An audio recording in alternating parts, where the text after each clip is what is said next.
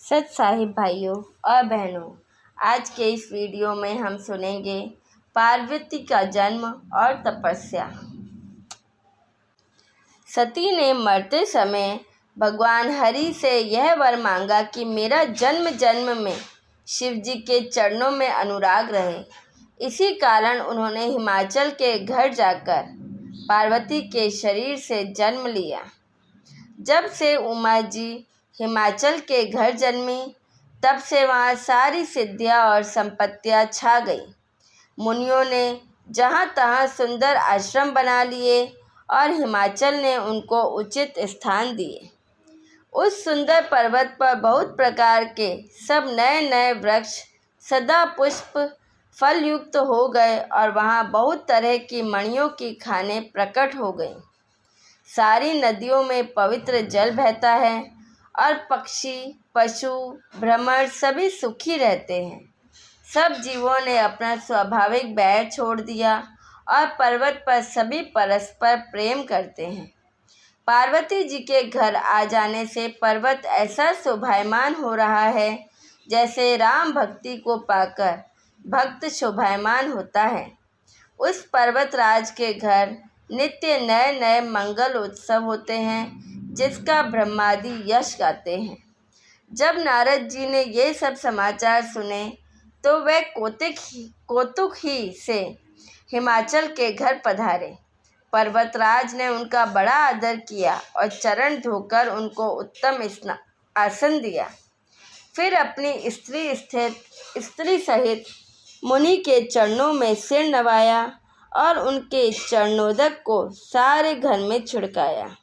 हिमाचल ने अपने सौभाग्य का बहुत बखान किया और पुत्री को बुलाकर मुनि के चरणों पर डाल दिया और कहा, हे मुनिवर, आप त्रिकाल यज्ञ और सर्वज्ञ हैं, आपकी सर्वत्र पहुँच है, अतः आप हृदय में विचार कर कन्या के गुण दोष कहिए। नारद मुनि ने हंसकर रहस्य युक्त कोमल वाणी से कहा, तुम्हारी कन्या सब गुणों की खान है। यह स्वभाव से ही सुंदर, सुशील और समझदार है। उमा, अंबिका और भवानी इसके नाम हैं। कन्या सब सुलक्षणों से संपन्न है। वह अपने पति को सदा प्यारी होगी। इसका सुहाग सदा अचल रहेगा और इससे इसके माता पिता यश पाएंगे। यह सारे जगत में पूज्य होगी और इसकी सेवा करने से कुछ भी दुर्लभ न होगा। संसार में स्त्रियां इसका नाम स्मरण करके पतिव्रता रूपी तलवार की धार पर चढ़ जाएंगी। हे पर्वतराज, तुम्हारी कन्या सुलक्षणी है। अब इसमें जो 2-4 अवगुण हैं उन्हें भी सुन लो। गुणहीन, मानहीन, माता पिता विहीन, उदासीन, संशयहीन यानी लापरवाह, योगी, जटाधारी, निष्काम हृदय, नंगा और अमंगल वेश वाला ऐसा पति इसको मिलेगा। इसके हाथ में ऐसी ही रेखा पड़ी है। नारद मुनि की वाणी सुनकर और उसको हृदय में सत्य जानकर पति पत्नी हिमवान और मैना को दुख हुआ और पार्वती जी प्रसन्न हुई। नारद जी ने भी इस रहस्य को नहीं जाना, क्योंकि सबकी बाहरी दशा एक सी होने पर भी भीतरी समझ भिन्न भिन्न थी। सारी सखियाँ पार्वती, पर्वतराज, हिमवान और मैना सभी के शरीर पुलकित थे और सभी के नेत्रों में जल भरा था। देवर्षि के वचन असत्य नहीं हो सकते, यह विचार कर पार्वती ने उन वचनों को हृदय में धारण कर लिया। उन्हें शिवजी के चरण कमलों में स्नेह उत्पन्न हो गया, परंतु मन में यह संदेह हुआ कि उनका मिलना कठिन है। अवसर ठीक ना जानकर उमा ने अपने प्रेम को छिपा लिया और फिर वह सखी की गोद में जाकर बैठ गई।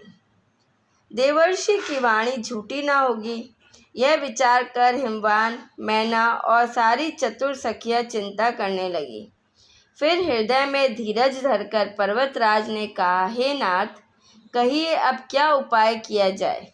मुनीश्वर ने कहा, हे हिमवान, सुनो, विधाता ने ललाट पर जो लिख दिया है उसको देवता, दानव, मनुष्य, नाग और मुनि कोई भी नहीं बिठा सकते। तो भी एक उपाय मैं बताता हूँ। यदि देव सहायता करें तो वह सिद्ध हो सकता है।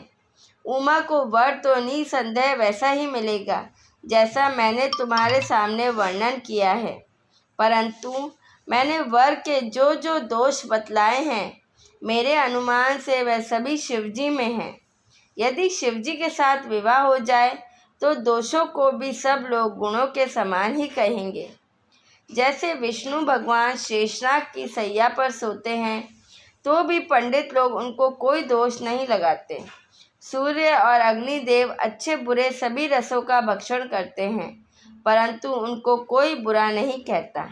गंगा जी में शुभ और अशुभ सभी जल बहता है, पर कोई उन्हें अपवित्र नहीं कहता।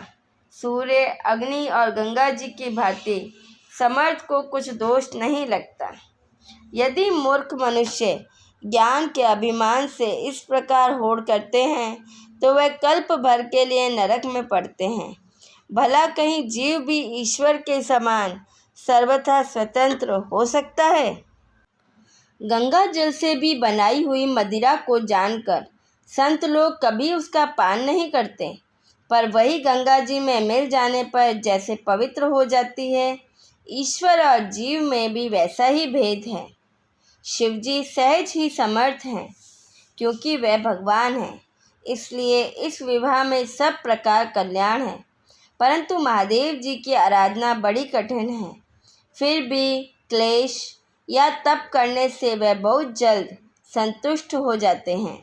यदि तुम्हारी कन्या तप करे तो त्रिपुरारी महादेव जी होनहार को मिटा सकते हैं। यद्यपि संसार में वर अनेक हैं, पर इसके लिए शिवजी को छोड़कर दूसरा वर नहीं है। शिवजी वर देने वाले, शरणागतों के दुखों का नाश करने वाले, कृपा के समुद्र और सेवकों के मन को प्रसन्न करने वाले हैं। शिवजी की आराधना किए बिना करोड़ों योग और तप करने पर भी वांछित फल नहीं मिलता। ऐसा कहकर भगवान का स्मरण करके नारद जी ने पार्वती को आशीर्वाद दिया और कहा कि हे पर्वतराज, तुम संदेह का त्याग कर दो, अब यह कल्याण ही होगा। यूँ कहकर नारद मुनि ब्रह्मलोक को चले गए। अब आगे जो चरित्र हुआ उसे सुनो। पति को एकांत में पाकर मैना ने कहा, हे नाथ, मैंने मुनि के वचनों का अर्थ नहीं समझा। जो हमारी कन्या के अनुकूल घर, वर और कुल उत्तम हो तो विवाह कीजिए, नहीं तो लड़की चाहे कुंवारी ही रहे। मैं अयोग्य वर के साथ उसका विवाह नहीं करना चाहती, क्योंकि हे स्वामिन, पार्वती मुझको प्राणों के समान प्यारी है। यदि पार्वती के योग्य वर ना मिला तो सब लोग कहेंगे कि पर्वत स्वभाव से ही जड़ और मूर्ख होते हैं। हे स्वामी, इस बात को विचार कर ही विवाह कीजिएगा, जिसमें फिर पीछे हृदय में संताप न हो। इस प्रकार कहकर मैना पति के चरणों पर मस्तक रखकर गिर पड़ी। तब हिमवान ने प्रेम से कहा, हे चंद्रमा में अग्नि प्रकट हो जाए, पर नारद जी के वचन झूठे नहीं हो सकते। हे प्रिय, सब सोच छोड़कर श्री भगवान का स्मरण करो, जिन्होंने पार्वती को रचा है, वे ही कल्याण करेंगे। अब यदि तुम्हें कन्या पर प्रेम है तो जाकर उसे यह शिक्षा दो कि वह ऐसा तप करे जिससे शिवजी मिल जाएं। दूसरे उपाय से यह क्लेश नहीं मिटेगा। नारद जी के वचन रहस्य से युक्त और सकारण है, और शिवजी समस्त सुंदर गुणों के भंडार हैं। यह विचार कर तुम मिथ्या संदेह को छोड़ दो। शिवजी सभी प्रकार से निष्कलंक हैं। पति के वचन सुन मन में प्रसन्न होकर मैना उठकर तुरंत पार्वती के पास गई। पार्वती को देखकर उनकी आंखों में आंसू भर आए।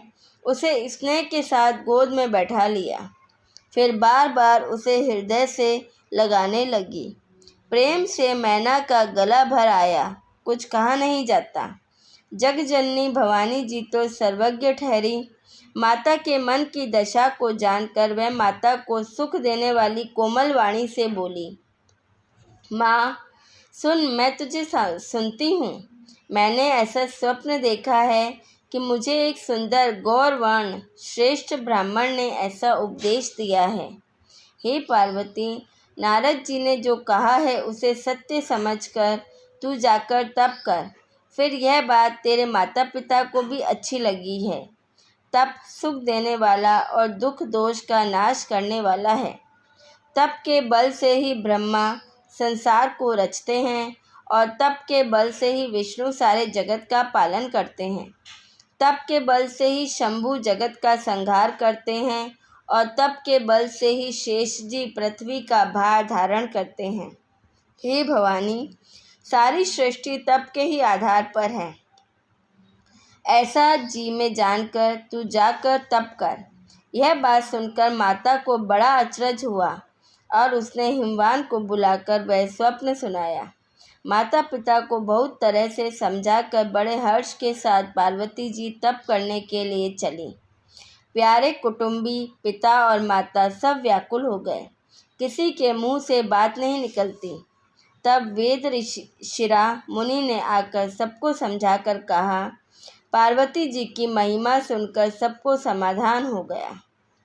प्राणपति शिवजी के चरणों को हृदय में धारण करके पार्वती जी वन में जाकर तप करने लगी।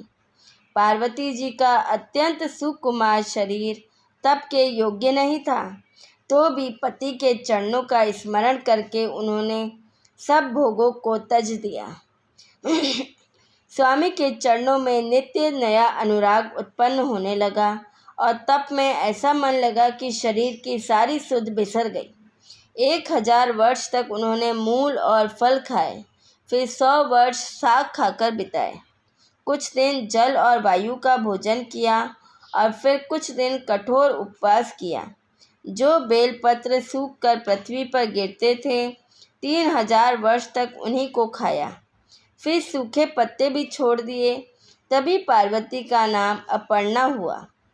तब से उमा का शरीर क्षीण देखकर आकाश से गंभीर ब्रह्मवाणी हुई। हे पर्वतराज की कुमारी, सुन, तेरा मनोरथ सफल हुआ। तू अब सारे असहाय क्लेशों को, कठिन तप को त्याग दे। अब तुझे शिवजी मिलेंगे। हे भवानी, धीर मुनि और ज्ञानी बहुत हुए हैं, पर ऐसा कठोर तप किसी ने नहीं किया।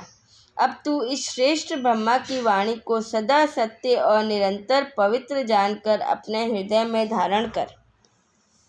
जब तेरे पिता बुलाने को आए तब हठ छोड़कर घर चली जाना, और जब तुम्हें सप्तऋषि मिले तब इस वाणी को ठीक समझना। इस प्रकार आकाश से कही हुई ब्रह्मा की वाणी को सुनते ही पार्वती जी प्रसन्न हो गई और हर्ष के मारे उनका शरीर पुलकित हो गया। यज्ञ वत्सल्य भारद्वाज जी से बोली कि मैंने पार्वती का सुंदर चरित्र सुनाया, अब शिवजी का सुहावना चरित्र सुनो। जब से सती ने जाकर शरीर त्याग किया, तब से शिवजी के मन में वैराग्य हो गया। वह सदा श्री रघुनाथ जी का नाम जपने लगे और जहाँ तहाँ श्री रामचंद्र जी के गुणों की कथाएं सुनने लगे।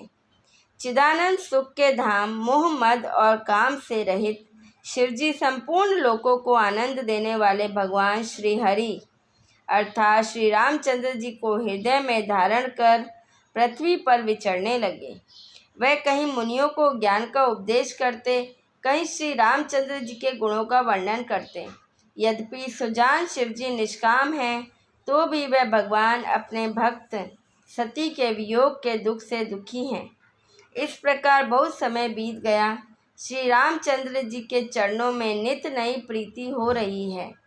शिवजी के कठोर नियम, अनन्य प्रेम और उनके हृदय में भक्ति की अटल टेक को जब श्री रामचंद्र जी ने देखा, तब कृतज्ञ, उपकार मानने वाले, कृपालु, रूप और शील के भंडार, महान तेजपुंज भगवान श्री रामचंद्र प्रकट हुए। उन्होंने बहुत तरह से शिवजी की सराहना की और कहा कि आपके बिना ऐसा कठिन व्रत कौन निभा सकता है। श्री रामचंद्र जी ने बहुत प्रकार से शिवजी को समझाया और पार्वती जी का जन्म सुनाया। कृपा निधान श्री रामचंद्र जी ने विस्तार पूर्वक पार्वती जी की अत्यंत पवित्र करनी का वर्णन किया। इस प्रकार आज के वीडियो में हमने सुना कि पार्वती जी का जन्म किस प्रकार हुआ और शिव जी को प्राप्त करने के लिए उन्होंने तपस्या किस प्रकार की। आशा करती हूँ आपको आज का ये वीडियो पसंद आया होगा। अगर वीडियो पसंद आया हो तो हमारे साथ बने रहिए। हमारे साथ बने रहने के लिए धन्यवाद। सत साहिब।